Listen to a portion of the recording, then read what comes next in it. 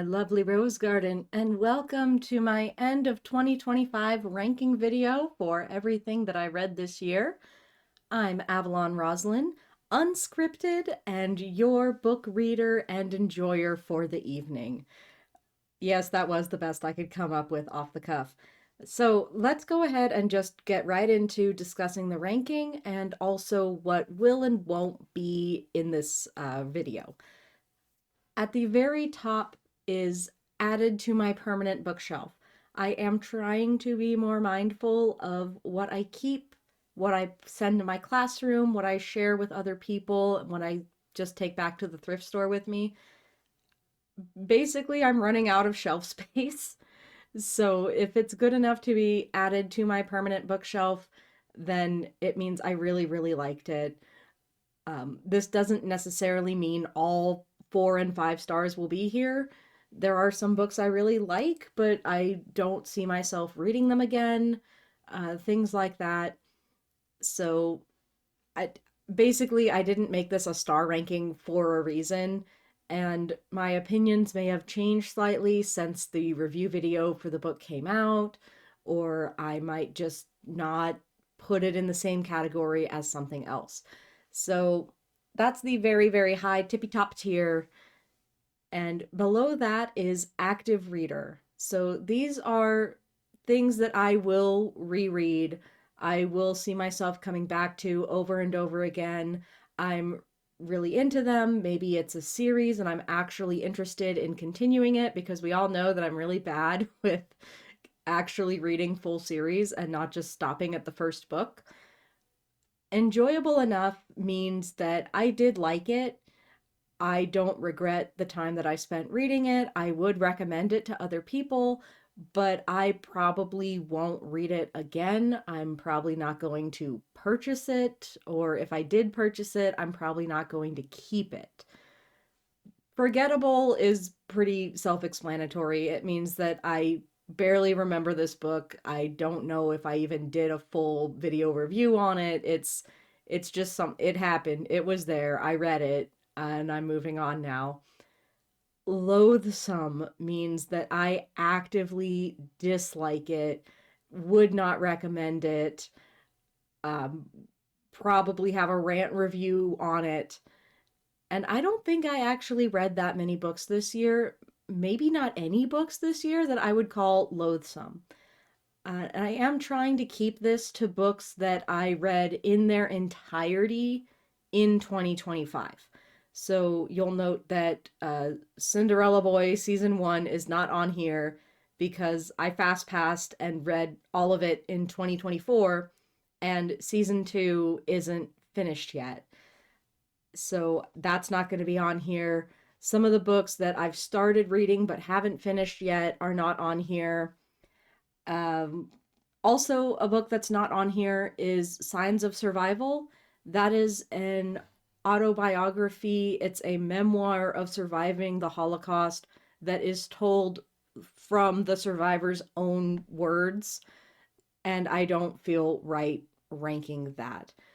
Certainly, other biographies or autobiographies, I might be considering, the storytelling or how the prose is written, things like that. But when it comes to that, just a very direct, these women sat down and recorded their lived experience to pass on to future generations. I don't feel right ranking that. And I also didn't really like review it in the wrap up video. It doesn't have scores for a lot of the things that I would normally score a book for because of that. So let's go ahead and now get into it. Oh, hi, Winnie. Winnie's just hopped up into my lap. We're going to start with Bizengast, the entire 8-volume manga, which we had to get the last 3 in an omnibus because someone else in the server just bought the volume 8 and it was like $400. It was a really limited release and it's hard to get your hands on now. So we don't have the OG, but that's fine. I'm gonna put this as enjoyable enough. Absolutely no shade. Like I said, enjoyable enough. It's a good rank. It means I did like it. Now, this might seem kind of ironic that I didn't put it in added to my permanent bookshelf when a big part of this year has been getting all of these in physical copies on our bookshelf. It's the nostalgia. Like I really wanted this series when I was a kid. I know that as a kid I would have loved it. Yes, there are some issues that I have with it now reading it as an adult, but it wasn't really written for an adult and certainly not an adult in 2025.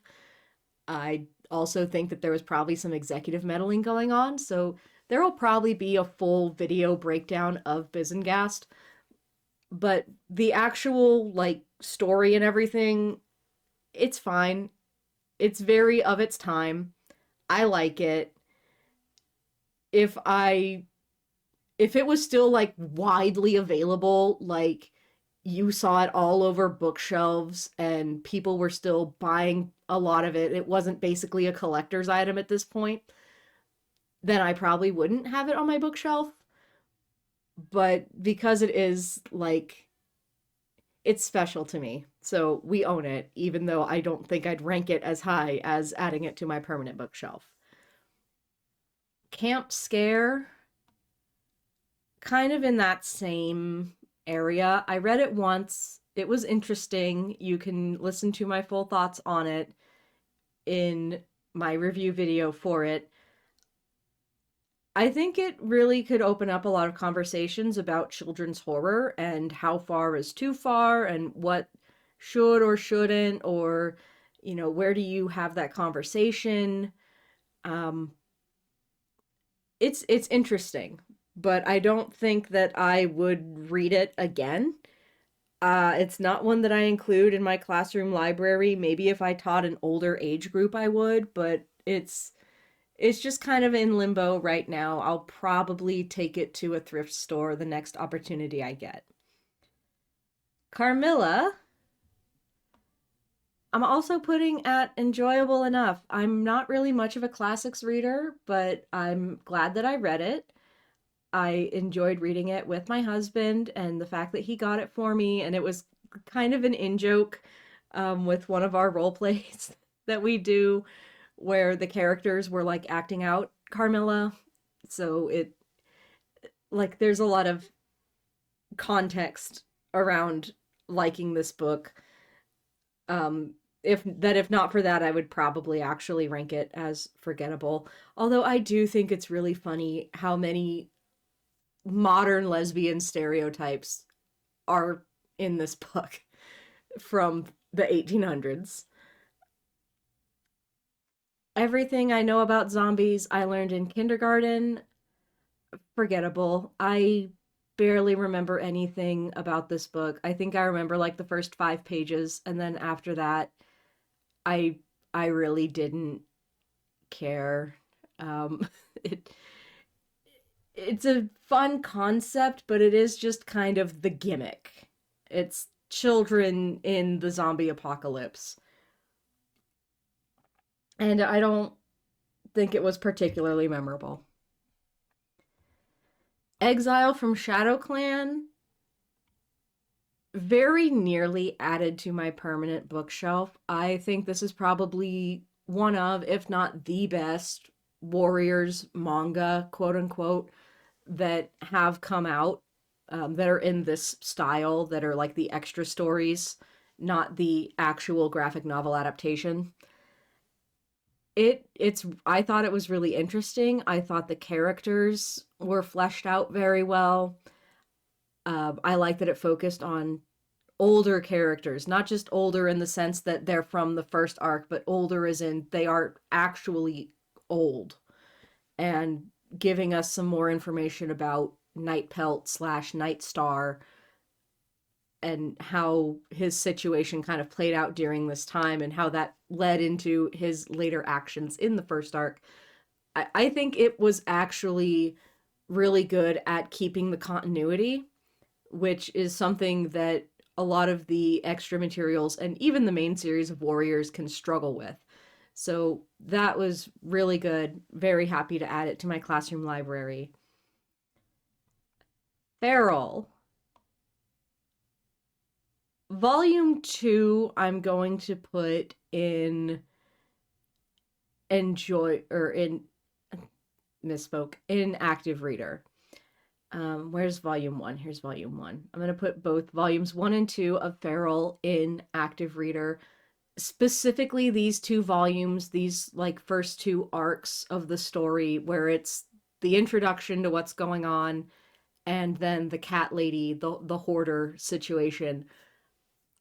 Very interesting to me. Really enjoy seeing like a zombie apocalypse but animals, and it's this very virulent strain of rabies. That was fun. As far as where it's gone in the current volume that's out of it, because I don't think that oh no, wait, hang on, here we go. There's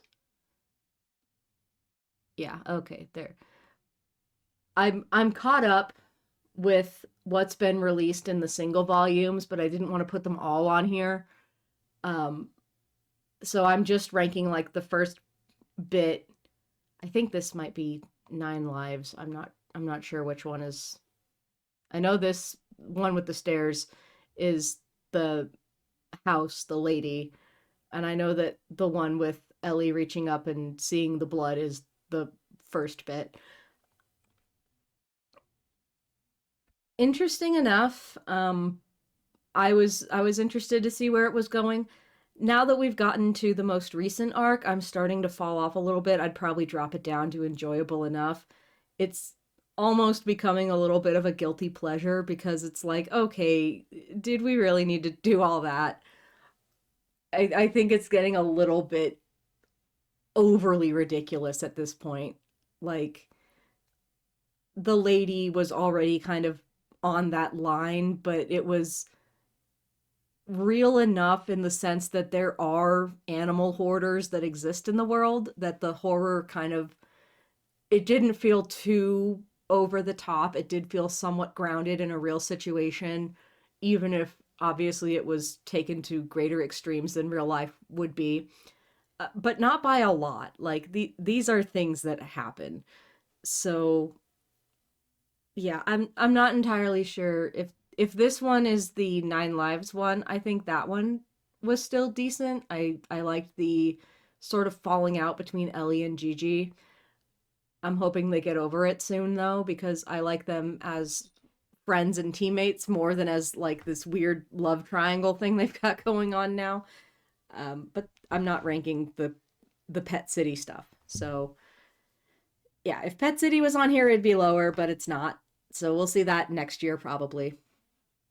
Hymn of Memory was one of my last reads, and it is added to my permanent bookshelf. It's just so soft, and I really enjoy it. I think everyone should read it. It's good. That's all I'm going to say about that. Night books. I'm hesitant between active reader and enjoyable enough because as a single volume, I really liked it. I thought it was really fun. I was really happy to add it to my classroom library after I finished it. And then I found out that there's a sequel, and I don't really know how to feel about that. I feel like it was such a good contained story. I wouldn't want to read more of it. So, in terms of this as a series, I would probably drop it down to enjoyable enough because I'm not interested in continuing. As a single volume, active reader. So, I think I'll keep it an active reader for now. So, This Is Ever After was already on my permanent bookshelf. It was one that I unhauled for some reason while I was moving, and then I bought it again. So I've bought this book twice now because I like it that much, and rereading it was a blast. I adored it. The Bones We Haunt, also added to my permanent bookshelf. Just, we need more, like, gothic paleontology. I don't, that should be a whole subgenre of gothic literature. It's literally unearthing bones. Why is that not all over the place? And I love Jane. She's such a fun character. And Terrence is such a sad, sopping wet man. It's great. The Halloween tree is probably on the higher end of enjoyable enough. Like, yes, I reread it once a year, but I'm not huge on Ray Bradbury. It's more of a nostalgia thing. Like, it's kind of almost where Carmilla is for me. Like, I like it, I read it because it's a classic, it's spooky vibes, but it's not like I'm like, ah, oh, yeah, Ray Bradbury, my favorite author or anything like that. So it's good. I like it. It's vibes, but it's more vibes than anything else. Valor Wings also putting in enjoyable enough. I feel like enjoyable enough is going to definitely be the biggest one just because it is kind of in the middle, you know, trends. It was fun. Like dragons as World War II, dragons as war in general, very interesting to me. Particularly this one because unlike Temeraire, it's not an established branch of the military. It's just kind of this girl and this dragon that she bonded with and kind of proving that, hey, don't kill my dragon because I swear it can be useful. And if it's not useful, then they're going to put him down. Like, there's a bit more stake to it. And I like that they didn't hold back on how evil the Nazis are. They didn't try to have a sympathetic Nazi villain. It's just, no, the Nazis suck and they're bad and we don't like them. And good, good. I like that. Um, I don't know if it's a series. I don't know if I would continue it if it was. Again, I think it did a good job as a standalone, but if this author continued to write books in similar, like, I don't know, like,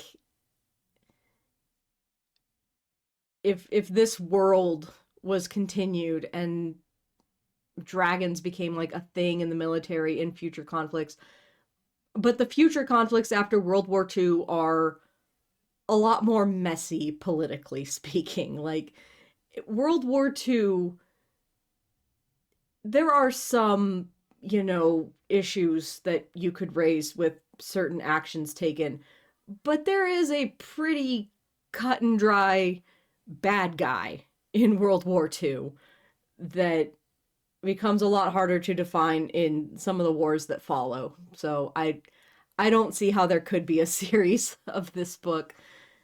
The concept is very interesting. It was well executed. And once was enough. It was good. It was fine. I put it in my classroom. Good times had by all. Zombies versus unicorns.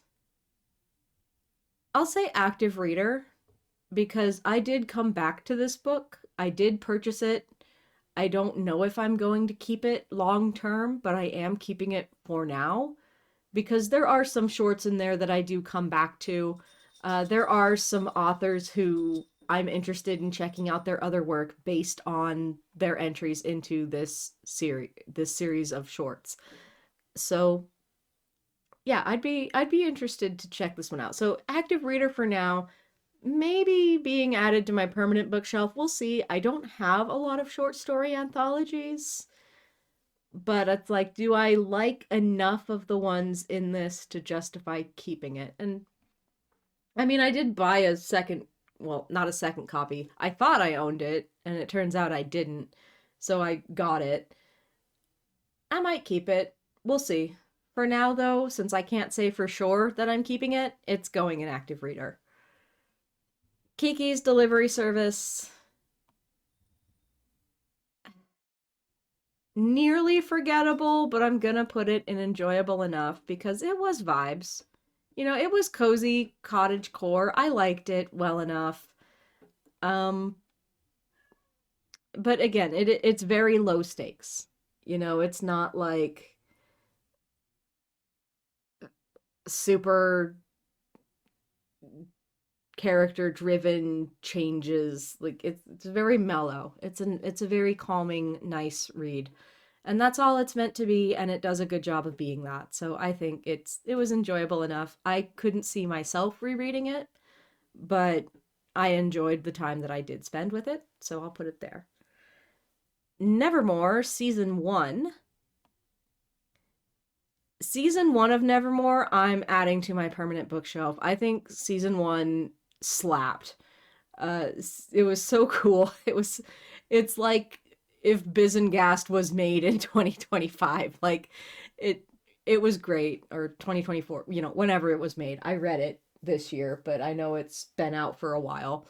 I'm currently reading season 2, and I don't know, I was starting to feel a bit lukewarm on it, and then I think these latest chapters have got me hyped up again. So, yeah, Nevermore was really good. I love it as a spooky little goth, and I think that people should be reading it. It's really good. It's the art, the characters, the concepts. It's a lot of fun. It's it's vibes. It's so vibes.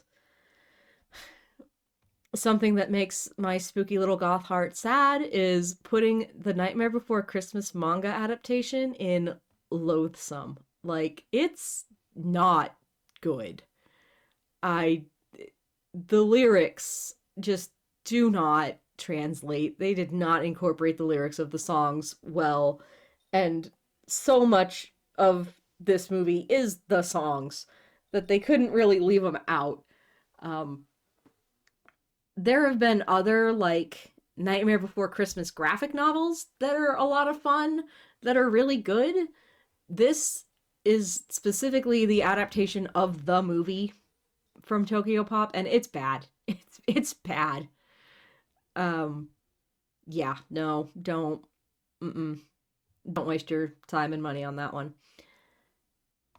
Ever After gets out of being in loathsome because the art is pretty good. I didn't like any of the characters. The story was pretty hard to follow. It wasn't for me. But there was some visuals at the very least that I think save it from being in the loathsome pile. How to Sell a Haunted House, I am aware, may not be a technical masterpiece, but it is literally all of my favorite horror things in a book, pretty much. So it goes added to my permanent bookshelf. Um, Grady Hendrix has yet to really disappoint me. I actually loaned this book to my mom because I wanted her to read it, and I don't know if she loves it. I think she's still kind of getting into it. It's not as humorous, at least to start with, as some of Hendrix's other works. Um, my mother-in-law is reading Horror Store, possibly. I lent it to her. I don't know if she's actually reading it, but I lent her Horror Store, and that's a much more like tongue-in-cheek Grady Hendrix horror comedy kind of thing. Whereas How to Sell a Haunted House really kind of starts off with the this is a book about grief, and you get hit with a lot of that right up front.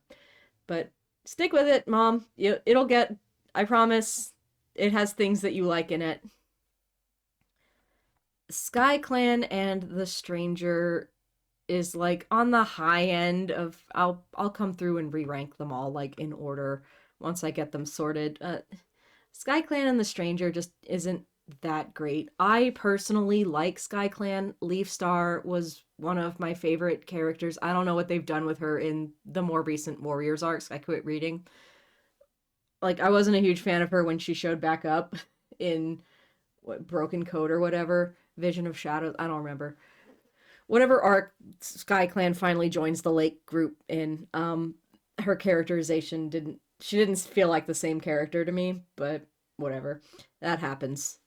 So, yeah, despite it being about Sky Clan and it being mainly about Leaf Star, it's just not great. It's SkyClan having the same issue that SkyClan always has with, oh, well, some of you guys are kitty pets part-time. Yeah, well, we're kind of hurting for membership and we can't get everything done around here if we don't have their help. And then Soul being here was pointless and dumb. Like, did it really need to be him? Did this need to be his, like, everything about him in SkyClan and the Stranger just makes his appearances in Power of Three worse. Like, I can't take him seriously as a villain at all.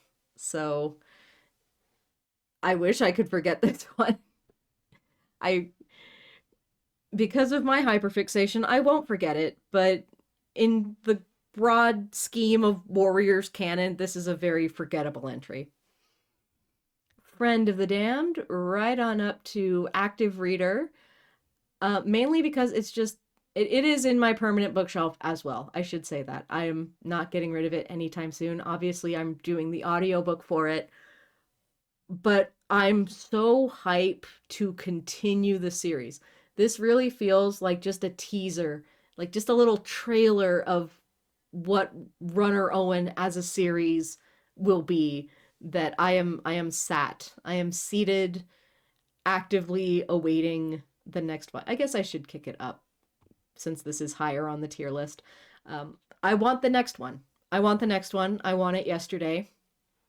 I will do the audiobook for that as well if Vincent lore permits me to do so. I want more. This this was very fun and interesting. Where's the rest of it? I need more.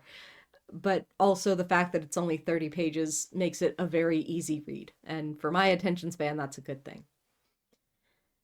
Wings of Fire limited edition. I am going to put adding that to... I mean, I do own it. Yeah, adding to my permanent bookshelf with the caveat that some of it is nostalgia, some of it is my... I'm big on dragons. I really like dragons. I don't think that's a surprise to anybody who knows me on or offline. It's dragon books. It's good dragon books. It's really pretty.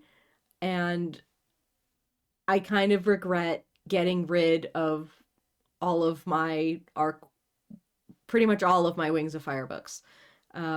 Wish I hadn't done that. But oh well, I did, and now I get to recollect them as these really pretty limited editions. So it's fine. Um, if it wasn't in limited edition, probably just active reader. Honest, I've had my issues with Wings of Fire, and you can still hear some of them over on Tennelle's channel. I did a retrospective on the whole series. I think they're good for what they are. I don't know if I would consider them groundbreaking literature like I might have at one point, but I do applaud Tui Sutherland for taking some risks in the realm of children's anthro fantasy or xenofiction or whatever you want to... books about characters that aren't humans. She included canon queer representation, and she got flack for it and did not back down. So that's more than I can say for a lot of authors, sadly. So that's that. Stray Dogs. I'm going to put it in active reader because reading this is what got me invested in Feral. It would be added to my permanent bookshelf if not for a few of the issues I had. Mainly just the dog's short-term memory loss. I really wish that that had been clarified as like this is a trauma thing, not dogs are just dumb and don't remember anything after a day. Like, it could have been handled better. I don't think there was any reason to just make all the dogs have short-term memory loss unless it was going to be something that was like actively inflicted on them versus just having them repress memories of their previous owners because of trauma. I feel like that would have been a better way to go about it. But If not for that, it would have been added to my permanent bookshelf, so it's still pretty close. The Only Good Indians, I'm going to go with enjoyable enough, mainly because I don't see myself rereading it. It was really good. I did really enjoy it. It scared me. Like actually, I had to stop listening to the audiobook in my car ride to work because it was too dark out and I was getting scared. So, it's effective as horror. I think it's a really good book.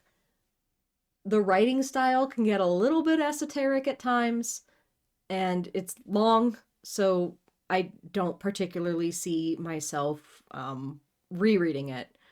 I would still highly recommend it to fans of folk horror and just as a literary experience. I thought it was really good. It'll probably go toward the high end. Again, we'll get to the rankings. Cuz some of these I feel weird because I would definitely say that The Only Good Indians is a better book than some of the stuff that's in Active Reader. But it, like I said at the beginning, this is kind of just a personal, I liked it, but I wouldn't read it again. It's still a good book. Anything that's enjoyable enough or higher is recommended. So, yeah, it's hard. This is our rainbow. Unfortunately, I'm going to have to put in forgettable because I literally don't really remember any of the shorts from This Is Our Rainbow. I know that I had some that I like. I know there was like a graphic novel one, but I don't really remember any of the details about the characters. Um, I kind of forgot everything that was in this book. I'm glad it exists. Like there's that, but it's not for me. You know, it's for a younger audience that's still kind of, I'm glad that they have books like this that can represent their experience and they can see themselves in, but it was, I'm a grown person and I'm looking for different things in my queer representation.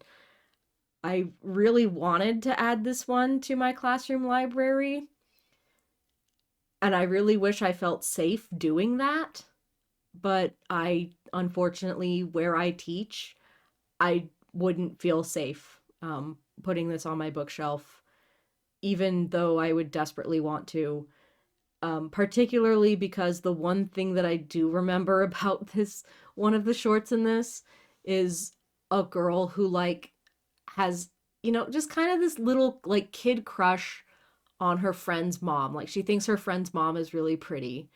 And that is a completely normal experience to have. Like, we have so much media about young boys crushing on like their friend's much older sister and stuff like that. And it's not seen as anything gross or, morally corrupt when it's heterosexual like that. When it's because then it's, oh, well, he's growing up and becoming a man and blah, blah, blah, even though it's obviously like it's not going to be acted on because that would be a problem.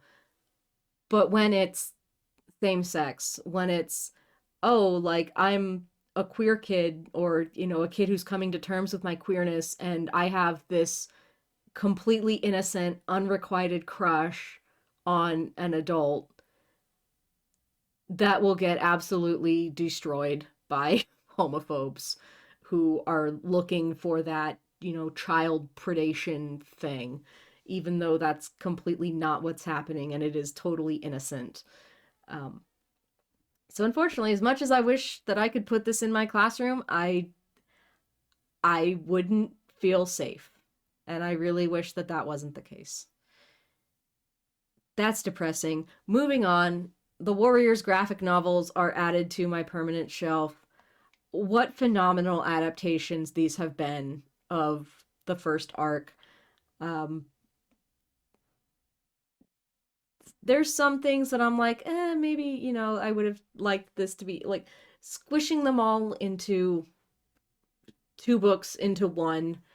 I feel like maybe isn't the best decision. Like, if I could have my own way with it, if it could be what I wanted it to be, then volume 1 would just be Into the Wild and really take the time to establish everything.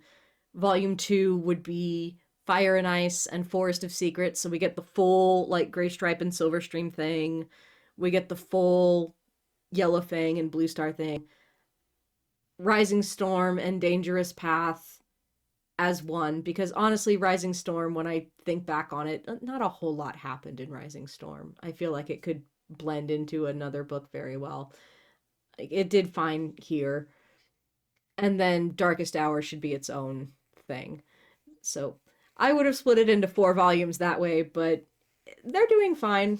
I'm excited to see the third one when it comes out. Maybe it is already out. Maybe I just haven't gotten it yet. But these are very, very popular in my classroom and have gotten the students to read the chapter books. So I think they're doing pretty great. Um, Very hype that Ravenpaw and Barley are finally confirmed canon. That took way too long. Deltora Shadowlands. Deltora slaps. Deltora's freaking awesome. And it's a fantasy series that everyone should read. I really wish that it had gotten an anime adaptation as well. I know that the anime adaptation is sometimes contentious, but I like it, and I want to see the characters go on some of these adventures. It's a little bit of a fetch quest, but whatever, it's Deltora Quest. That's what it is. It's in the title, and I like it. So there. Swordbird, forgettable. The only thing I remember is Jesus Bird, and that's it. It was written by a literal child. It is what it is. It's fine. Hollow Kingdom, more disappointed that it's forgettable. I really thought the comedy was going to be a stronger element, and it just didn't really. It sort of morphed into something else toward the halfway point that just wasn't as fun for me. It was kind of a slog to get through the back half. You're Not Supposed to Die Tonight, enjoyable enough. Um, I would have liked to see more of some of the characters. If they had been there from the start, I probably would have been an active reader. This author has been kind of hit and miss for me.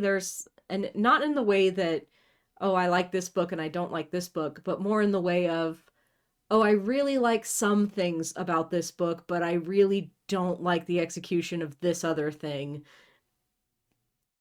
Like, Cinderella is Dead was the same way, where it's like, oh, I really, really like this part of Cinderella's Dead.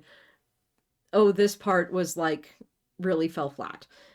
Same thing happens in You're Not Supposed to Die Tonight. Some parts of it awesome, some parts of it really meh. But overall, glad I read it. Probably won't read it again though.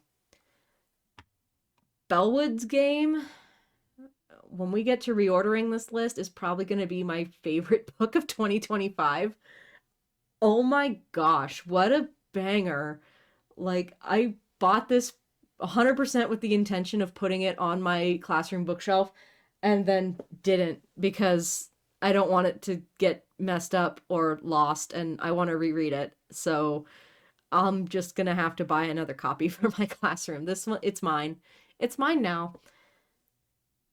The Sunbearer Trials, squarely an active reader because I do actually want to get the next book in the series. Um, Aiden Thomas, I like well enough.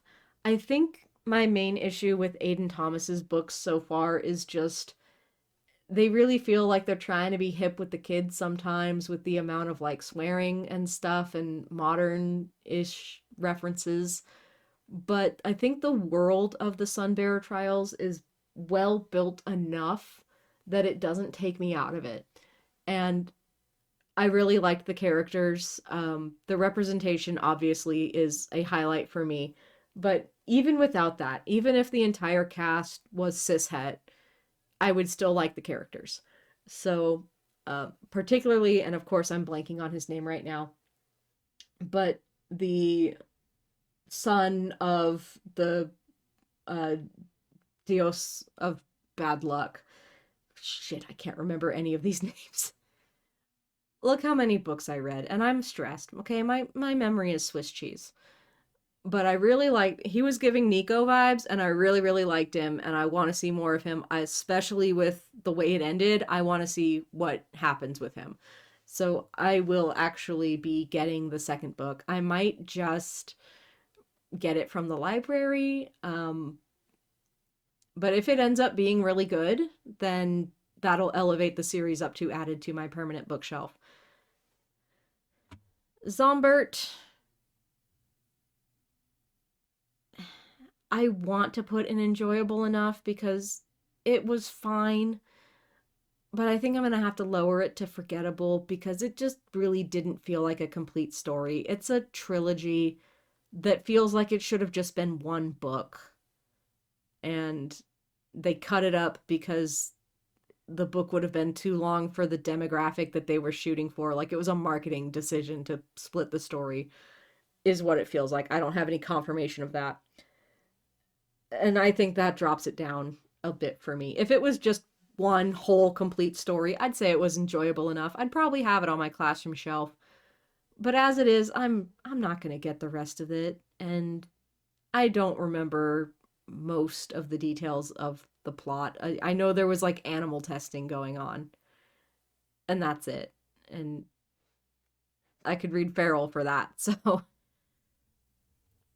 Ravenpaw's Path, I'm gonna put it enjoyable enough. I thought the first two books, this is like the combined trilogy.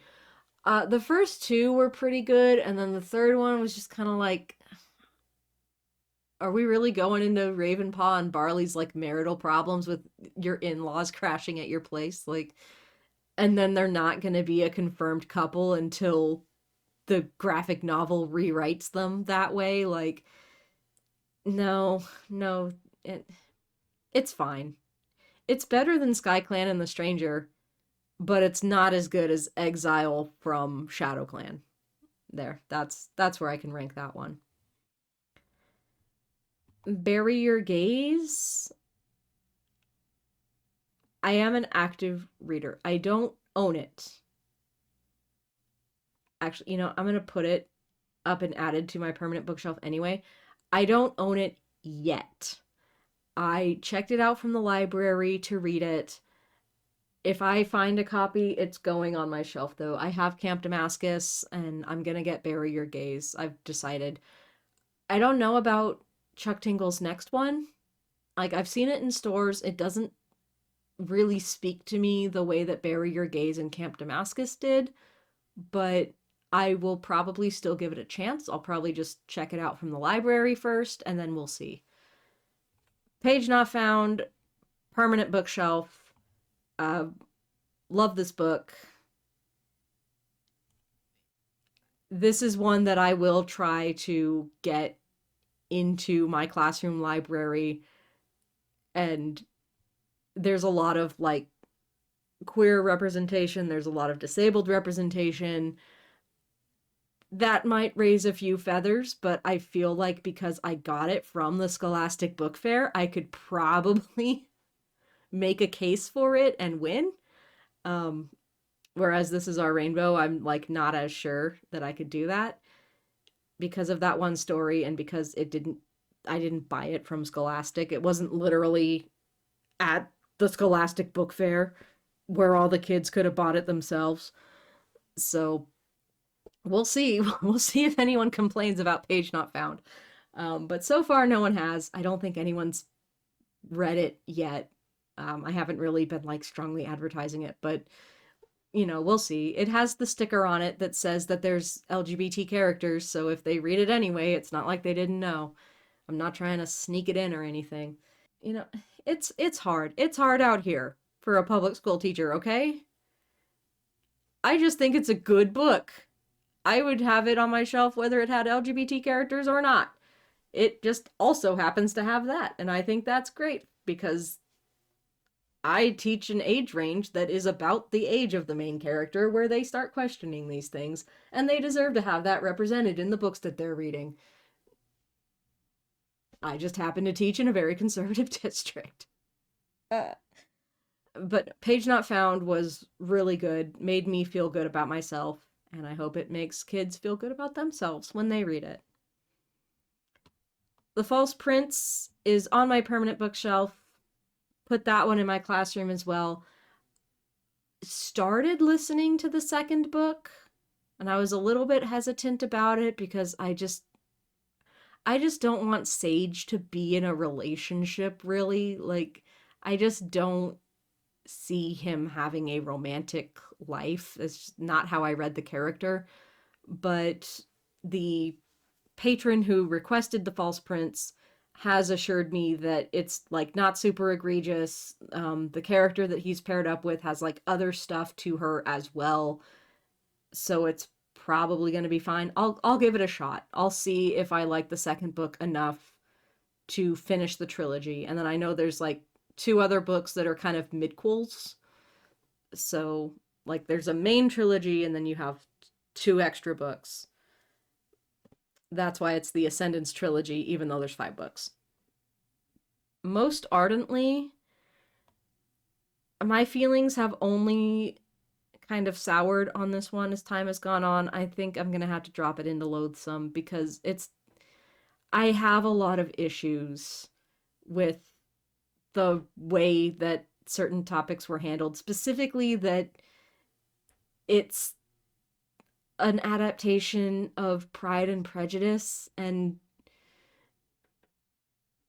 I feel like there was a way that this could have been done that didn't feel as kind of tongue in cheek toward the source material, because a lot of Austen's works, particularly at the time that they were published, were feminist pieces. They were showing the complex inner world of women.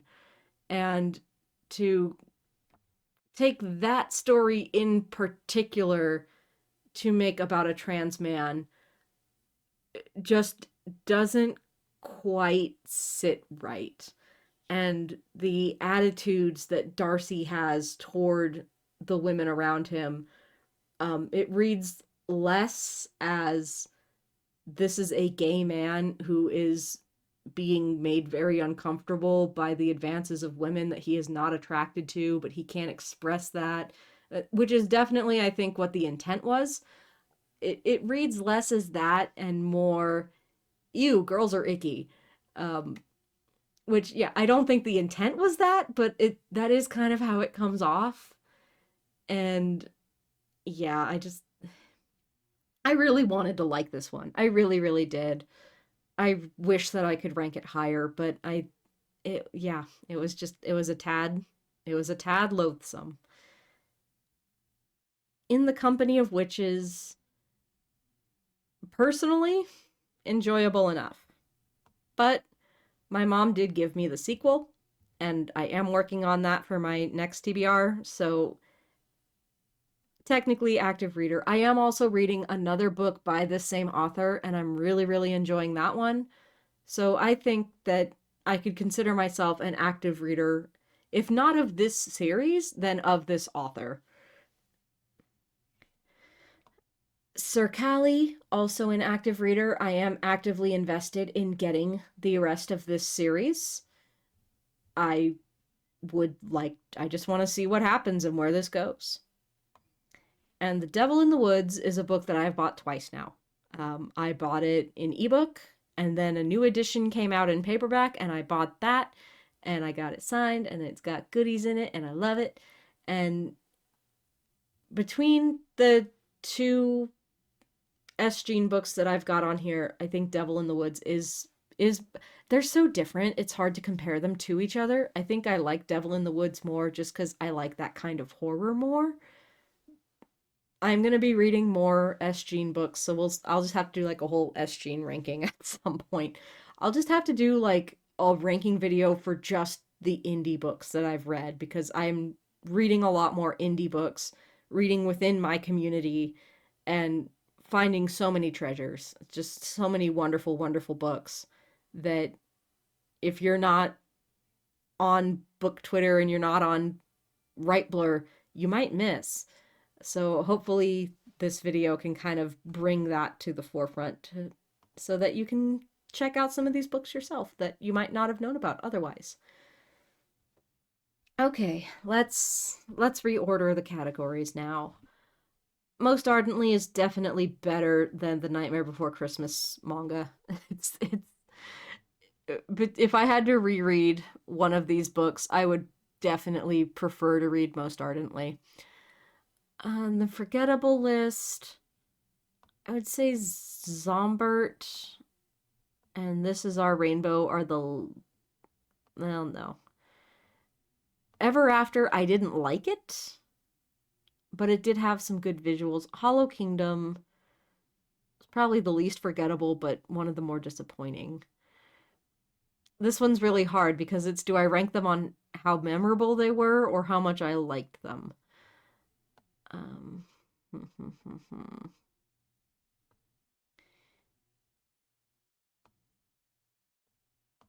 Yeah, I think Ever After, I liked you the least.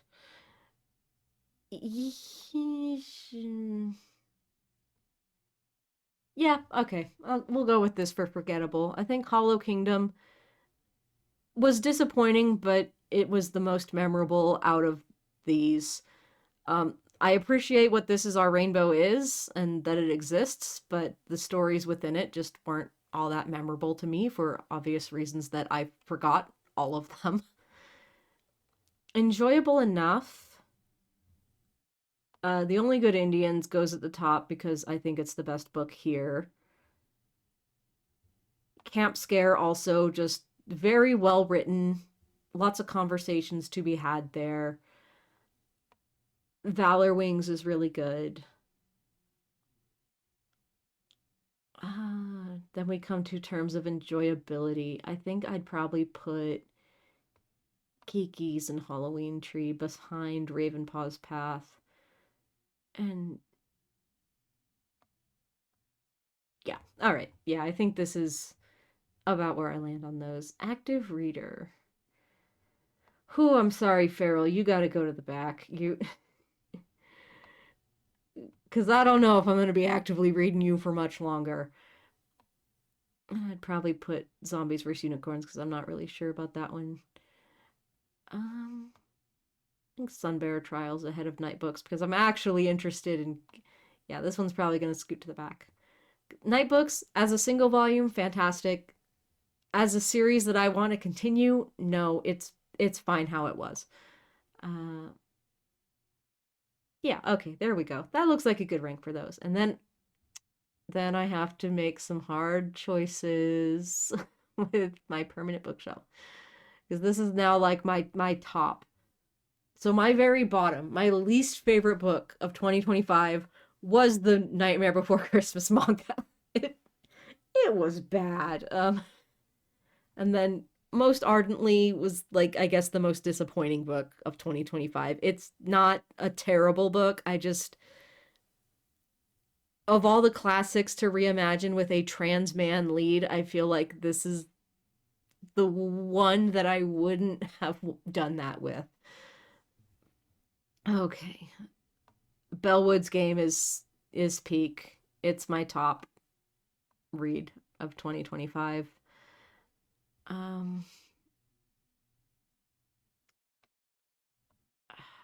I think Page Not Found. The ending wasn't fantastic. The False Prince is really good. Bury Your Gaze was really good. I'm going to put Bury Your Gaze ahead of False Prince. Gosh. I think The Bones We Haunt probably comes next. Devil in the Woods and Hymn of Memory, it's really hard to decide which one I liked more. They're so different. So This Is Ever After remains just one of my favorite books, generally speaking.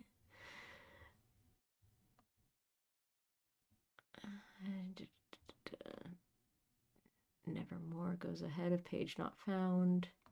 How to Sell a Haunted House goes ahead of Page Not Found. Friend of the Damned. I I need more of it. I need more of Friend of the Damned.